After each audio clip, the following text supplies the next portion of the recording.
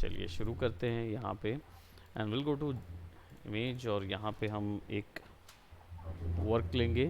Will be taking,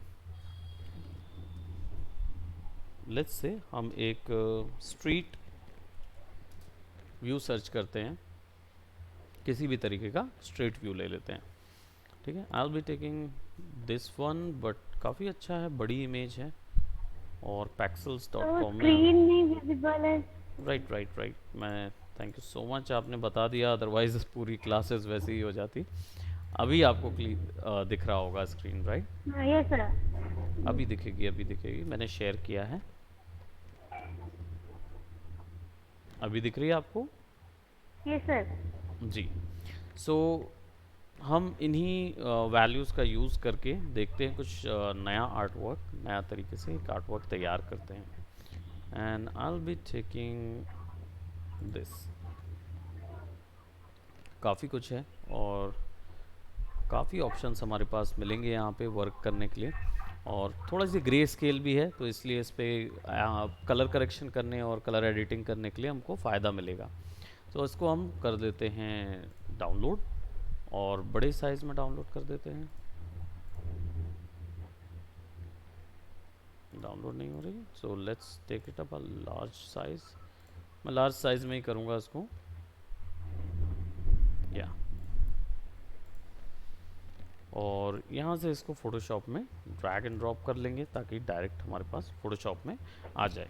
अब value जो है वो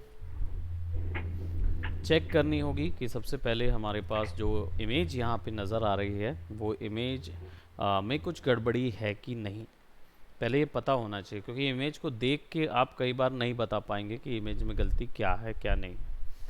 तो आप यहाँ पे क्लिक करेंगे, ये लेयर्स आपको पता है एडजस्टमेंट लेयर्स होती हैं, इसको सॉलिड यस कलर पे सर. पुट करेंगे. तो ये एडजस्टमेंट लेयर्स होती हैं, इससे बेसिकली नाम के तरह ही ये एडजस्ट करने के लिए यूज़ होती हैं. अब कौन सी वैल्यूज़ को एडजस्ट करने के लिए यूज़ होती हैं?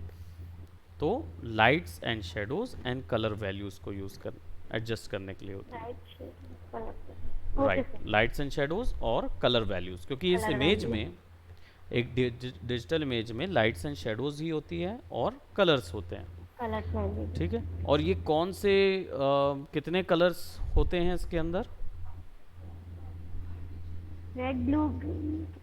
रेड ग्रीन ब्लू और ब्लैक एंड वाइट, 5 वैल्यूज़ होती हैं जो कि एक इमेज को डिजिटल इमेज तैयार करते हैं. ठीक है, इसी के आधार पे आपकी एडजस्टमेंट लेयर्स को कैटेगोरिकली डिवाइड किया गया है. ठीक है, तो ये वाले जितने सेक्शंस होंगे ब्राइटनेस एंड कंट्रास्ट से एक्सपोजर तक, ये केवल लाइट्स एंड शेडोज़ को फिक्स करेंगे, और वाइब्रेंस से लेकर कलर लुकअप तक जितने होंगे ये सारे के सारे RGBs के लिए रहेंगे.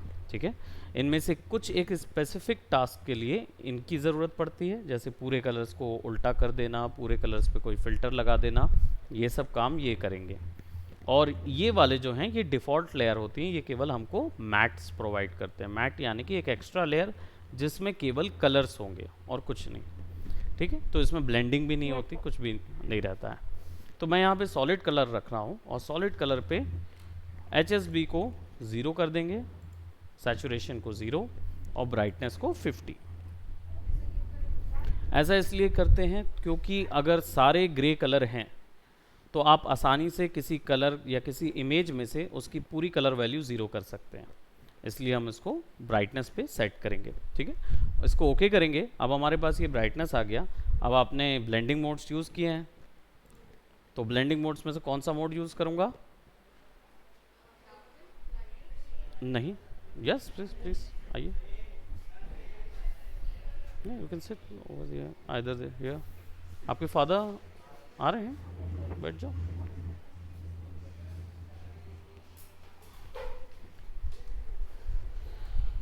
हाँ, तो आइए. हाँ, जो जहाँ बैठ सकें प्लीज़ बी सीटेड.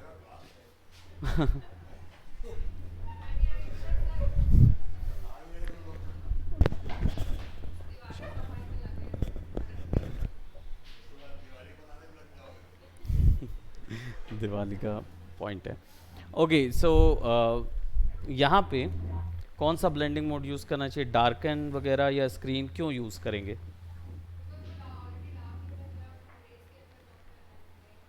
हमें उसे ग्रे स्केल में टर्न करना है। ब्लेंडिंग मोड्स भी वही 5 वैल्यूज़ के अकॉर्डिंग सेट होता है, black and white, RGB, right. तो डार्कन जो होता है पूरा ग्रुप, ये केवल ब्लैक वैल्यू पे असर करेगा, तो आप इसको यूज़ नहीं कर सकते क्योंकि ये ब्लैक वैल्यू पे असर करेगा। तो फिर वाइट वैल्यू में तो कलर नज़र आएगा, पहली चीज़। लाइटन जो ग्रुप होगा वो पूरा वाइट वैल्यू पे असर करता है, तो वो क्या करेगा, डार्क वैल्यूज पे कलर नज़र आएगा, राइट। और ओवरले भी नहीं करेंगे क्योंकि ये पूरे आरजीबी पे है, तो इनका तो ब्लैक एंड वाइट से लेना ही देना नहीं है। तो फिर यहाँ पे कौन सा यूज़ करेंगे, यहाँ पे यूज़ करेंगे कलर। कलर बिल्कुल हमें ब्लैक एंड वाइट ही करना है, क्यों? क्योंकि हमें लाइट्स एंड शेडोज़ को चेक करना है। हमें किसी इमेज में से अगर हम कलर इन्फॉर्मेशन अलग कर देंगे तो रह जाएगी ब्लैक और वाइट वैल्यू, और ब्लैक एंड वाइट वैल्यू रहेगी, दैट मीन्स कि उसमें से हम लाइट्स एंड शेडोज़ चेंज कर सकते हैं, राइट। तो लाइट्स एंड शेडोज़ को पकड़ने के लिए हमें कलर लगता है, और कलर वैल्यू को पकड़ने के लिए लुमिनोसिटी लगती है। ये दो ऑप्शन होते हैं, इनके नाम के अकॉर्डिंग ये अपोजिट काम करते हैं, राइट। क्योंकि कलर का मतलब होता है कलर ओमिट कर देना, राइट। ऊपर में जो भी लेयर पे ब्लेंडिंग कलर होगा वो नीचे पे डायरेक्ट एज इट इज़ छाप दिया जाएगा, चेंज नहीं होगा। तो अगर यहाँ पे मैंने ब्लू रखा होता तो ये पूरी इमेज ब्लू पे टर्न हो जाती, राइट। तो वो ऊपर का कलर नीचे पे एज इट इज़ ब्लेंड कर देता है, ना ही उस पर मिक्सिंग, कोई मिक्सिंग नहीं होती। इसलिए मैंने ग्रे कलर लिया ताकि वो अपने आप सारे कलर्स में मिक्स हो जाए। लुमिनोसिटी ऑन द अदर हैंड, इसका मतलब ही होता है ग्रे वैल्यूज़, ल्यूमन का मतलब होता है ग्रे वैल्यूज़। तो ये पूरे ल्यूमन वैल्यू अलग कर देता है, यानी ग्रे वैल्यू के ऊपर में कलर ब्लेंड मार देता है, ठीक है। तो ग्रे कलर जब हमने वहाँ लगाया तो नीचे के कलर से ग्रे कलर में कोई कलर नहीं होता, राइट, क्योंकि उसमें कोई extra red value, extra blue value कुछ नहीं होती।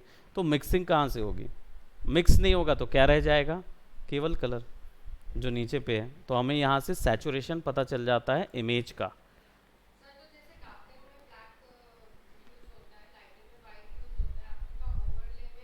आरजीबी वैल्यूज़ के लिए जी। डिफरेंस, एक्सक्लूजन, ये सेपरेट काम के लिए होते हैं। इनका काम जो होता है वो पता करने के लिए होता है कि इमेज जो है वो पिक्सल परफेक्ट है कि नहीं। जैसे कंट्रोल जेड जे करके मैंने एक और कॉपी लिया इमेज को, और ऊपर वाली इमेज को अगर मैं डिफरेंस ग्रुप में डाल दूँ तो पूरी इमेज ब्लैक हो जाती है। इसका मतलब हर एक पिक्सल के ऊपर में एग्जैक्ट उसी कलर का पिक्सल रखा हुआ है। अब अगर मैं इसको स्लाइटली राइट कर देता हूँ तो आपको पूरी इमेज नज़र आने लगेगी कुछ एक वैल्यूज़ की चेंज के साथ। मैंने एक ही पिक्सल राइट किया है, लेफ़्ट करूँगा तो फिर से वही, लेफ़्ट करूँगा तो फिर से वैल्यू चेंज हो जाएगी। नहीं, इमेज में ये पता लगाने के लिए होता है कि आप इमेज में आपने जो ऊपर में कलर रखा हुआ है वो एग्जैक्टली नीचे वाले कलर के ऊपर है कि नहीं।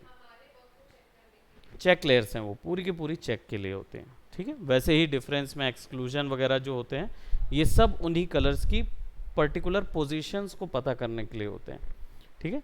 और कलर्स की वैल्यूज़ को पता करने के लिए ये ऑप्शंस होते हैं जिनको चेक लेयर बोलते हैं, ठीक है। इनको हम क्या करेंगे, डिलीट कर देंगे, यहाँ से ओपन करेंगे और इसको हम सेट कर देंगे कलर वैल्यू पे। अब हमें समझ में आ रहा है कि हमारे पास लाइट्स में कंट्रास्ट काफ़ी कुछ है, हमारे पास अच्छे खासे कंट्रास्ट हमें दिख रहे हैं, लेकिन ब्राइटनेस वैल्यूज़ कम है थोड़ी सी सीन के कारण। तो ब्राइटनेस वैल्यू बढ़ाने के लिए हम क्या करेंगे, इसी के ऊपर में एक ब्राइटनेस एंड कंट्रास्ट की वैल्यू डाल देंगे, ठीक है। एडजस्टमेंट लेयर हमें पता है कि ब्लैक और वाइट और आरजीबी, तो ब्लैक एंड वाइट यही कर सकता है, तो इसको ले लेंगे। Let's go to exposure.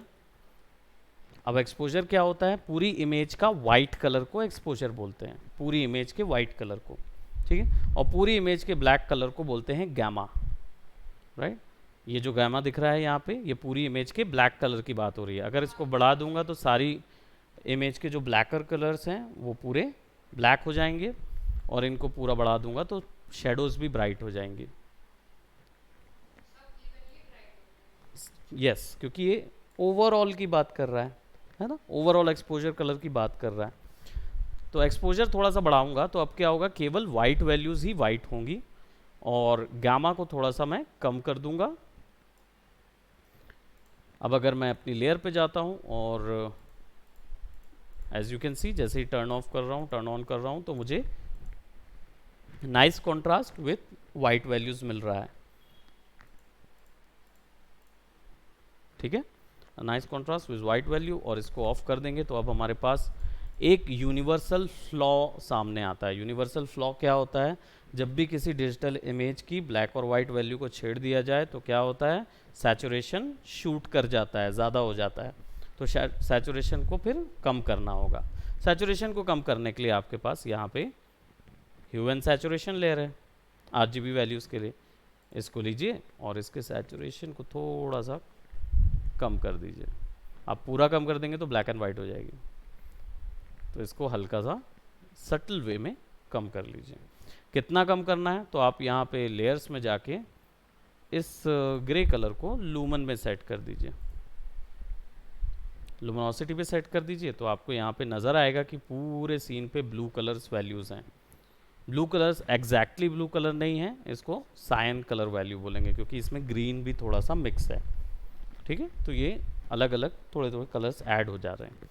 अब बात आती है हमारे वैनिशिंग पॉइंट की, और वैनिशिंग पॉइंट में क्या होता है, जनरली वैनिशिंग पॉइंट में आप किसी इमेज के पर्सपेक्टिव को पकड़कर उसके ऊपर में अपनी इमेज फिक्स करते हैं और वो एग्जैक्टली उसी के पर्सपेक्टिव को पकड़ लेती है इमेज। ठीक है, यानी कि फॉर एग्जांपल अगर मैं यहाँ पे टैटू लगाना चाहूँ या ग्राफिटी लगाना चाहूँ तो ये एक्चुअल में स्क्यू होनी चाहिए। पर्सपेक्टिव सबको पता ही है, 1 पॉइंट 2 पॉइंट 3 पॉइंट पर्सपेक्टिव है ना, क्या होते हैं, these are point of views, है ना। तो अगर हम पर्सपेक्टिव की बात करें तो थोड़ा सा मैं यहाँ पे एनलाइटन कर देता हूँ। 1 पॉइंट पर्सपेक्टिव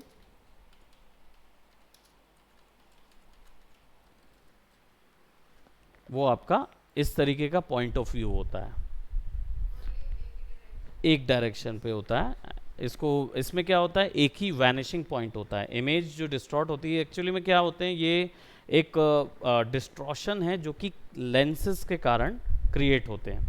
अब ये हमारी आई लेंसेज भी हो सकती है और कैमरा लेंसेज भी हो सकते हैं, चाहे तो हमारे फ़ोन लेंस की भी बात कर सकते हैं, सबसे डिस्ट्रॉशन बनते हैं। ठीक है, तो जब 1 पॉइंट पर्सपेक्टिव में क्या होता है, जब आप फर्स्ट पर्सन व्यू बना रहे हैं यानी आपका दृष्टिकोण से कोई चीज़ देखी जा रही है, तो उस समय पे कहाँ पे डिस्ट्रॉशन होगा वो चीज़ क्रिएट होती है आपकी पर्सपेक्टिव्स के।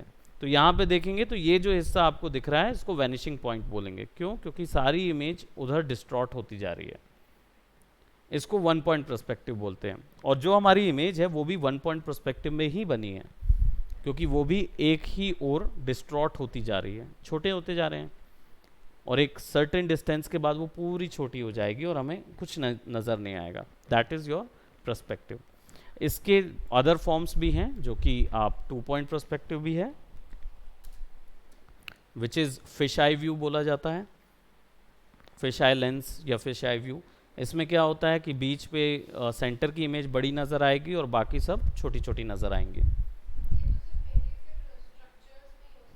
ये स्ट्रक्चर में भी हो सकते हैं, कार्स वगैरह में भी हो सकते हैं, कोई भी ऐसी चीज़ जब आप ऐसी स्ट्रीट पे खड़े हैं जहाँ पे जा रहे हैं, या फिर पैनोरामा इमेजेस, पैनोरामा वर्क में, कोई भी पैनोरामा वर्क में आपको ये प्रॉब्लम आएगी। मतलब ये चीज़, ये एक प्रॉब्लम ही होता है जनरली क्योंकि लेंस में डिस्ट्रॉशन क्रिएट होता है और डिस्ट्रॉशन रियल इमेज में नहीं होगा। आप खड़े होके देखिएगा तो आपको दोनों तरफ बराबर आएगा, आपको व्यू में कभी डिस्ट्रॉशन नज़र नहीं आएगा आपके लेंसेज में।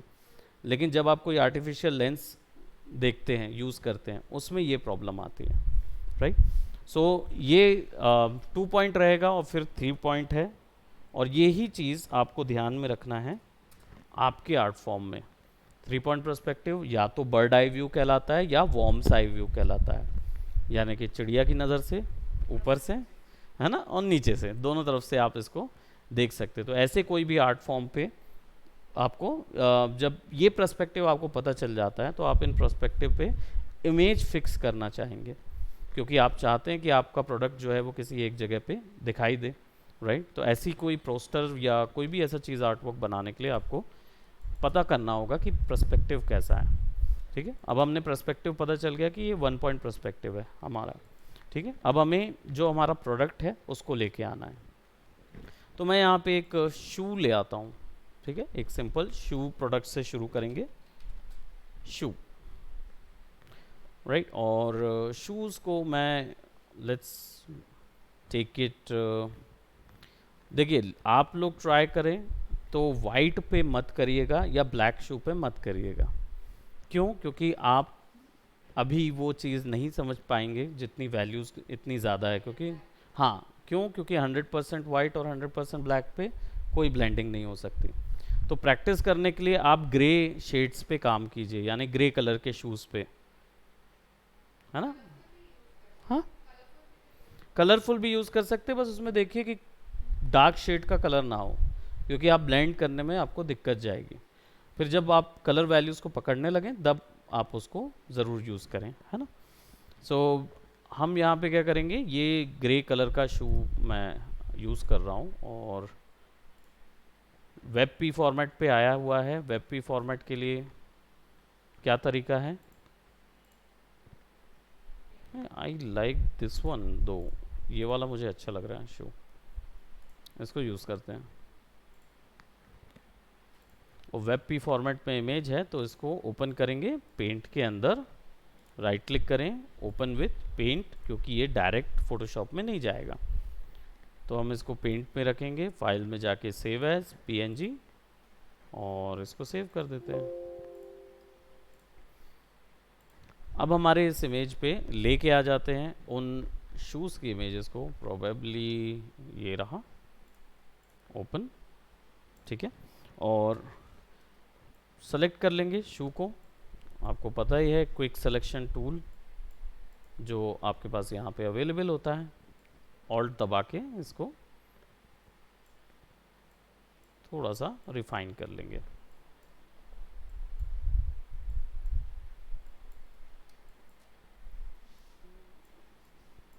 ठीक है, इतने पूरे को हमने सेलेक्ट, न्यू ओपन पे किया है, बिकॉज मैं यहाँ से कॉपी करके डायरेक्ट ले आऊँगा। आपकी चॉइस है, आप वहाँ पे जाके भी आप कटिंग करना चाहें तो वहाँ पे भी कर सकते हैं, बिल्कुल बिल्कुल कहीं से भी कर सकते हैं इसको। कंट्रोल वी, क्योंकि यहाँ कॉपी ही नहीं किया है, control C, control V, layer select नहीं थी कोई भी। So now I have a shoe over here, और ऑल्ट दबा के मैं शू को थोड़ा सा बड़ा कर देता हूँ। प्रोबेबली इसको हम यहाँ सेट कर देंगे, थोड़ा सा डिटेल्स अलग कर देंगे यहाँ से।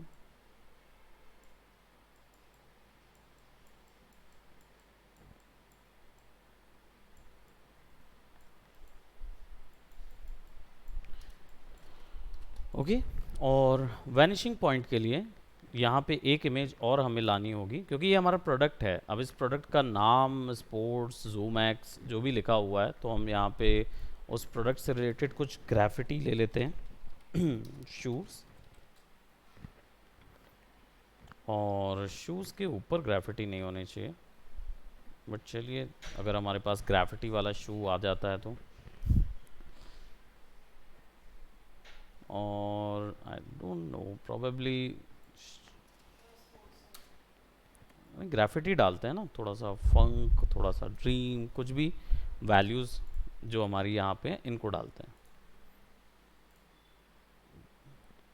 इन इमेजेस को भी वहाँ ले जाएंगे और will show in folder, right click, open with paint.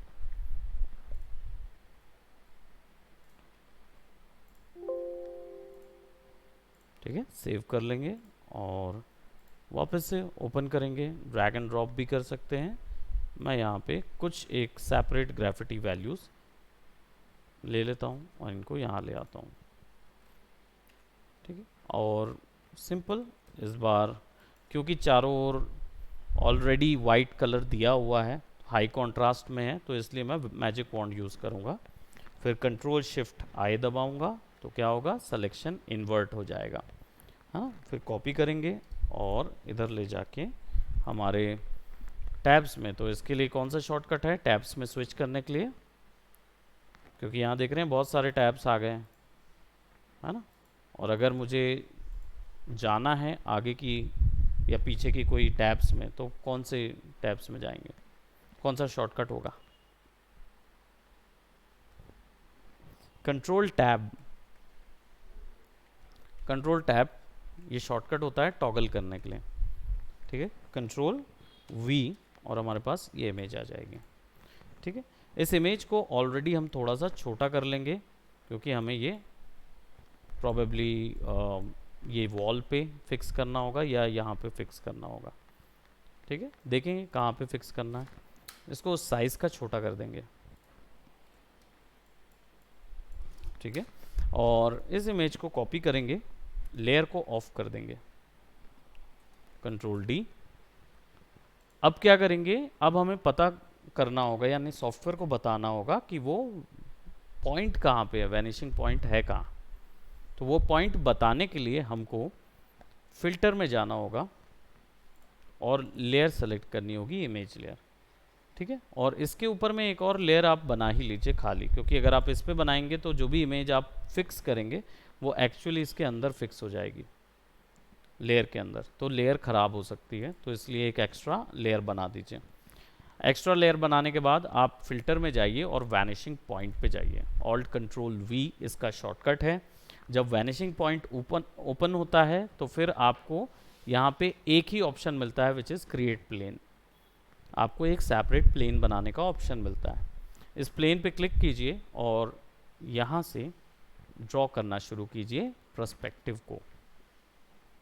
तो मुझे चाहिए है यहाँ से एक वॉल के ऊपर में ही चाहिए है, ठीक है। और ये इसका एक्चुअल पर्सपेक्टिव है, ये कोई शेप ड्रॉ नहीं कर रहा है, ये केवल आप उसको बता रहे हैं कि प्लेन कहाँ फिक्स होगा, ठीक है। तो जब आप इसको सेट कर देते हैं एक्यूरेट पर्सपेक्टिव पे, तो ये ग्रिड पे बन जाता है, ठीक है। अब ये ग्रिड आ गया, दैट मीन्स अब इसके अंदर ये एक्चुअली बता दिया उसने कि कैसे इमेज डिस्ट्रॉट होगी, राइट। अब कंट्रोल वी करेंगे, क्योंकि हमने क्लिप बोर्ड के अंदर पे उसको कॉपी किया हुआ था। कंट्रोल वी करेंगे, बस याद रखें कंट्रोल डी नहीं करना है, आप डी सेलेक्ट मत करिएगा, अदरवाइज ये इमेज फिक्स नहीं हो सकती, मूव नहीं हो सकती, क्योंकि यहाँ पे कोई ऑप्शन नहीं है कि हम उसको सेलेक्ट करके अलग करें, क्योंकि ये ऑलरेडी दोनों एक इमेज हो जाएगा फिर, ठीक है। तो इसको अंडर सिलेक्शन ही रखेंगे, क्लिक करके ड्रैग करेंगे किसके ऊपर, वैनिशिंग पॉइंट के ऊपर, इमेज जो है वो अपने आप डिस्ट्रॉट हो जाएगी उसके अकॉर्डिंग, ठीक है। अब रीसाइज करते हैं, तो कंट्रोल टी और रीसाइज करिए इसको,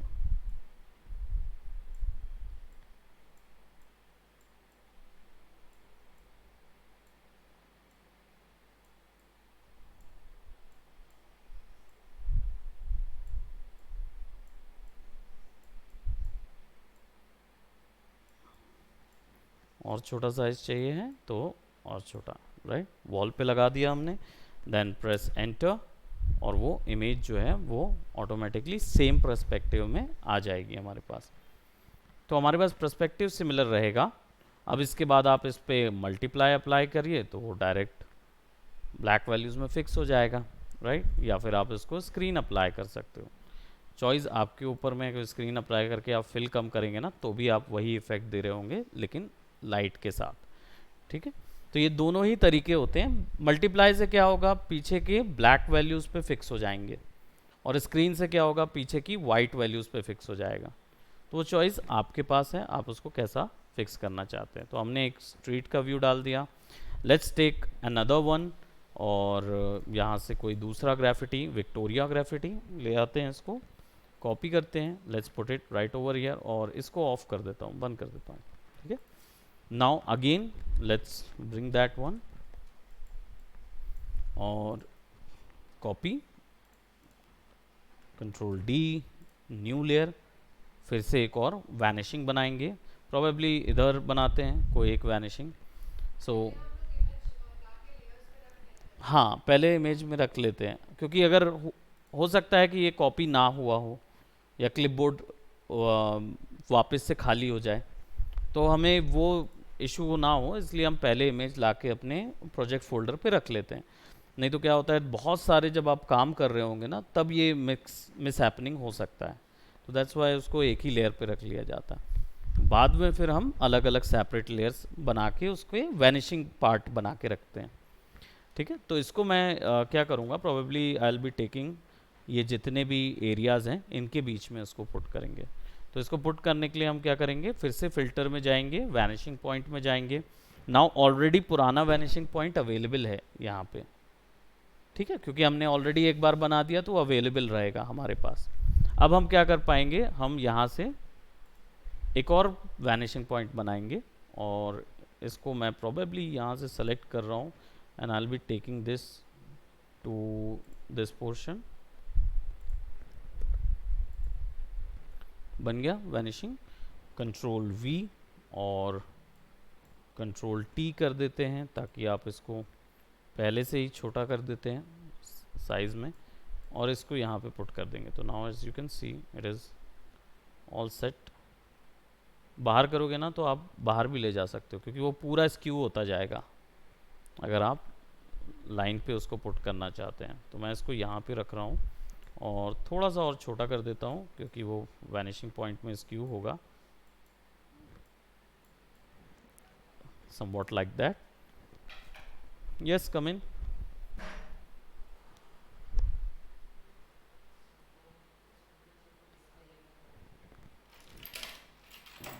Yeah. Welcome. So इसको हम थोड़ा सा बड़ा कर देते हैं, because we wanted something big, है ना। और एंटर करेंगे और वो वहाँ पे हमारे पास आ जाएगा। अब लेयर मास्क आपको पता ही है, तो हम यहाँ पे एक सबसे पहले मास्किंग लगा देंगे। लेट्स गो बाय मल्टीप्लाई, क्योंकि उसके ब्लैक वैल्यूज़ पे डालें या स्क्रीन भी डाल के फिल थोड़ा सा कम कर देंगे ना, तो वो भी फिक्स हो सकता है। लेकिन वो मल्टीप्लाई ज़्यादा बेटर आ रहा है, क्योंकि शेड्स के ऊपर में है ना। और dark and value fade paint देने के लिए अगर चाहिए तो लाइट एंड वैल्यू भी ठीक है। क्या करेंगे, हम यहाँ पे एक लेयर मास्क लगा लेंगे, ठीक है, और ब्लैक कलर पेंट कर देंगे उन एरियाज़ पे जिन एरियाज़ पे हमें नहीं चाहिए। उप्स, हमने स्कैटरिंग ब्रश ऑन किया हुआ है, सो उसको लगाएंगे, ओपेसिटी फिल कर देंगे, and then will be painting something. जो एक्स्ट्रा एरियाज़ हमें नहीं चाहिए, हम उन जगह पे ब्लैक पेंट कर देंगे।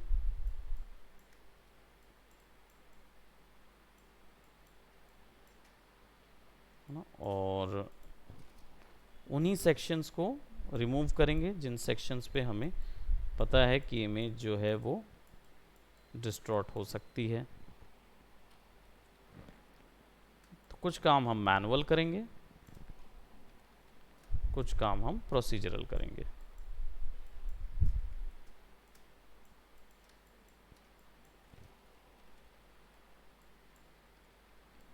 चाहे तो यहाँ से भी दे सकते हैं, but that is not the point. इसको सेलेक्ट करके हम मल्टीप्लाई में करें तो अब हमें यहाँ वैल्यूज़ मिल जाएंगे।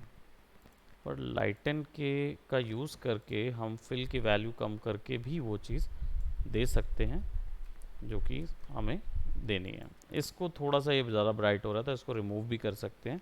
हमारे मास्किंग ऑलरेडी ऑन है, तो मास्किंग में हमारा जो ये सेक्शन है, यहाँ से इसको रिमूव करा जा सकता है, क्योंकि कपड़ा जो है वो इधर पे आ रहा है, और प्रोबेबली वाइट कलर से थोड़ा पेंट कर देता हूँ मैं। और आप ये भी कर सकते हो कि आप अपना ब्रश का शेप जो है ना वो चेंज कर लीजिए, और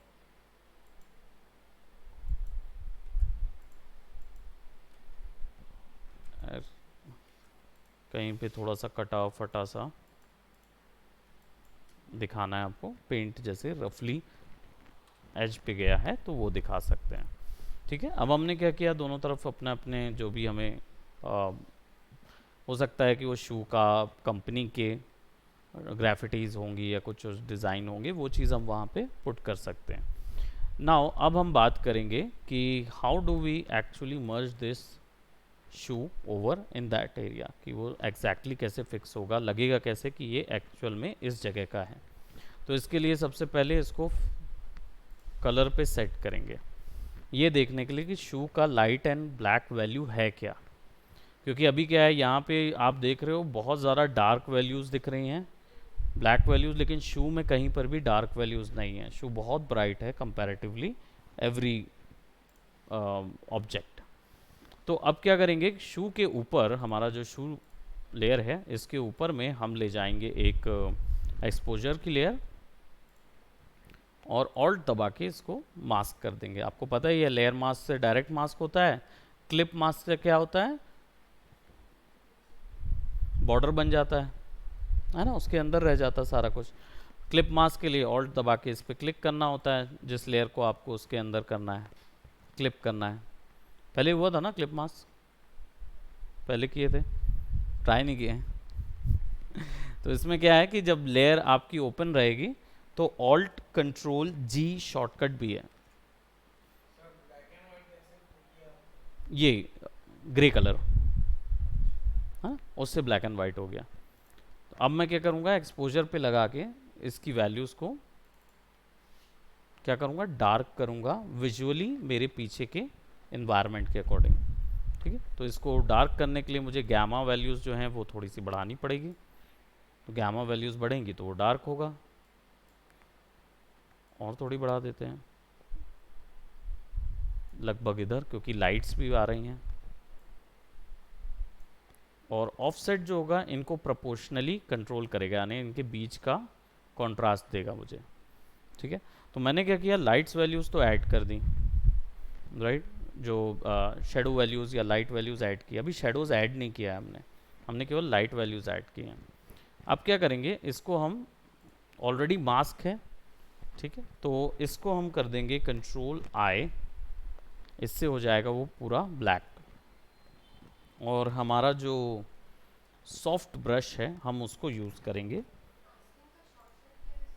alt control G, normal G G G for Goa, right.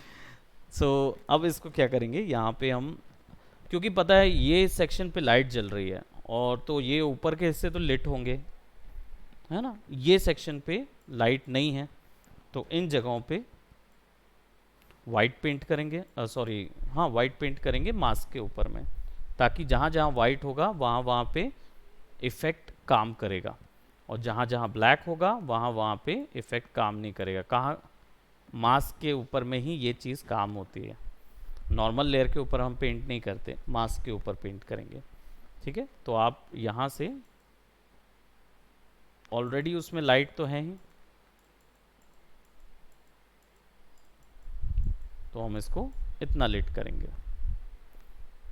तो हमारे पास क्या हुआ, ये दोनों ऑप्शन आ गया. अब इसके ऊपर में ग्रे को ऑफ करेंगे तो आप क्या देखेंगे कि इधर से भी जो इसकी क्या बोलते हैं लाइट वैल्यूज़ हैं वो आई नहीं है पूरी तरीके से, इतना ब्राइट वैल्यू इसके ऊपर में नहीं आया हुआ है ना. तो हमको एक एक्स्ट्रा वैल्यू ऐड करनी पड़ेगी इसके लाइट्स के लिए. सिंपल है, हम क्या करेंगे, यहाँ पे कंट्रोल जे करेंगे और एक्सपोजर को उल्टा कर देंगे, यानी गामा वैल्यू हो जाएगी ये आगे बढ़ जाएगा. ठीक है, एक्सपोजर थोड़ा सा और बढ़ जाएगा, फिलअप हो जाएगा.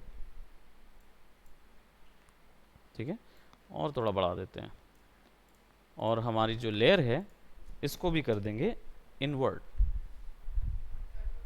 कंट्रोल आई, है ना. तो मास्क जो है वो इन्वर्ट हो जाएगा, फिल की वैल्यू थोड़ी सी कम कर देंगे. अब जब ऑफ करेंगे तो हमें लाइट्स भी मिल जाएंगी, जो लाइट्स आ रही थी. ठीक है, इसके ऊपर में मैनुअल लाइट्स भी अलग से भी डालेंगे, राइट. अब देखना होगा कि कलर के साथ क्या है, क्योंकि यहाँ तो विजुअली मुझे समझ आ रहा है कि ये ग्रीन मिल रहा है, लेकिन क्या वो एक्चुअली मिल रहे हैं वहाँ पे, वो चीज़ देखने के लिए हमको ये जो कलर फिल लेयर है इसको सेट करना होगा लुमिनोसिटी में. जब इसको हम लुमिनोसिटी में ऐड करेंगे तो हमें क्या मिलेगा, अब ये कलर ये कलर मैच कर रहा है, विजुअली इसको देखेंगे तो ये कलर और ये कलर मैच हो रहा है, लेकिन ये कलर और ये कलर मिक्स नहीं हो रहे हैं। और यहाँ की वैल्यू क्या है ये पता करने के लिए कलर पिकर में जाइए, क्लिक करिए, तो आपको ये पता चलेगा कि वहाँ पे कौन से कलर का डोमिनेंस है। क्या पता चल रहा है, 133 का डोमिनेंस है, ग्रीन है ना, ग्रीन का डोमिनेंस है, और ब्लू ज़्यादा है और रेड कम है। रेड की वैल्यू कितनी है, 116 है, ग्रीन की वैल्यू 133 है और ब्लू की वैल्यू 131 है, राइट। तो ये दोनों ही 130s के ऊपर हैं और ये 116 है, दैट मीन्स कि ये सायन कलर है, राइट। अब सायन कलर का डोमिनेंस यहाँ पे ज़्यादा है, तो आपके ये वाले कलर में किसका कलर ज़्यादा है, यहाँ पे भी ग्रीन और ब्लू वैल्यू ज़्यादा है, लेकिन रेड की वैल्यू भी थोड़ी ज़्यादा है, तो आप रेड की वैल्यू कम करेंगे। कैसे कम करेंगे, सिंपल है, आप यहाँ पे जाइए, लेयर पे कर्व ऐड करिए। कर्व यूज़ किए हैं पहले, नहीं, ओके। सो कर्व जो है ये एक्चुअल में वाइट एंड ब्लैक और रेड ग्रीन ब्लू तीनों को अलग अलग मिक्स करने का काम करता है। तो अभी मुझे क्या करना है, जैसे शू के अंदर पे ये जो ब्लू वैल्यूज़ हैं इनको मुझे सायन पे कन्वर्ट करना है। तो मैं क्या करूँगा, यहाँ पे देखिए आरजीबी जो होगा वो इसकी ब्राइटनेस को कम या ज़्यादा करेगा, ठीक है, क्योंकि रेड ग्रीन ब्लू को ऑल टुगेदर मिक्स करेंगे यूनिफॉर्म पे तो क्या कलर मिलता है, वाइट, है ना। तो यहाँ से केवल वाइट वैल्यू को बढ़ाया या कम किया जा सकता है। रेड और ग्रीन और ब्लू जो होंगे ये आपके सायन वैल्यू को बढ़ाएंगे, तो आप क्या करोगे, रेड वैल्यू को कम करोगे और ग्रीन वैल्यू को थोड़ा बढ़ा दोगे और ब्लू वैल्यू को भी थोड़ा बढ़ा दोगे और रेड वैल्यूज़ ये जो आरजीबी है इसको ऑल टुगेदर थोड़ा कम कर दोगे।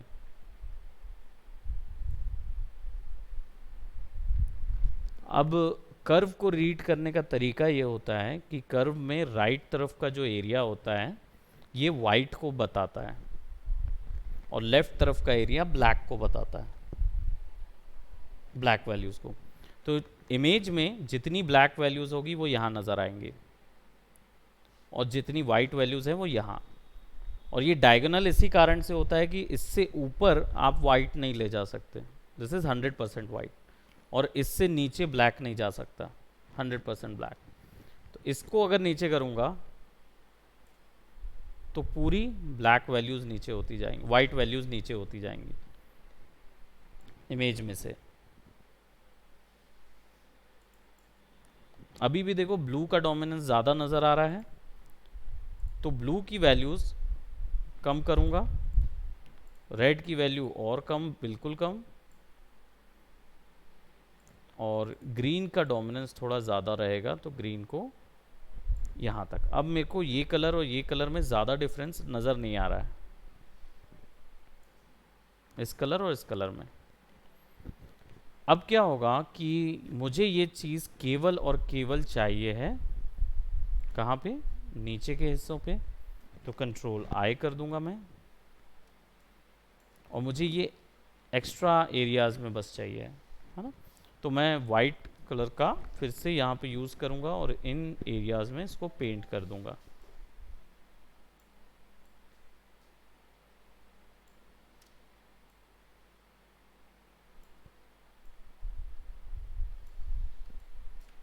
ग्रीन साइन तो यहाँ देंगे नहीं क्योंकि ओरिजिन में हमको दिख रहा है यहाँ पे कुछ वार्म वैल्यूज़ हैं, यहाँ पे वार्म वैल्यूज़ हैं, है ना, थोड़ी सी रेड वैल्यूज़ यहाँ पे नज़र आ रही हैं, तो उसको नहीं चेंज करेंगे, लेकिन नीचे के जो शेडो एरियाज़ हैं उस पे हम पेंट कर देंगे।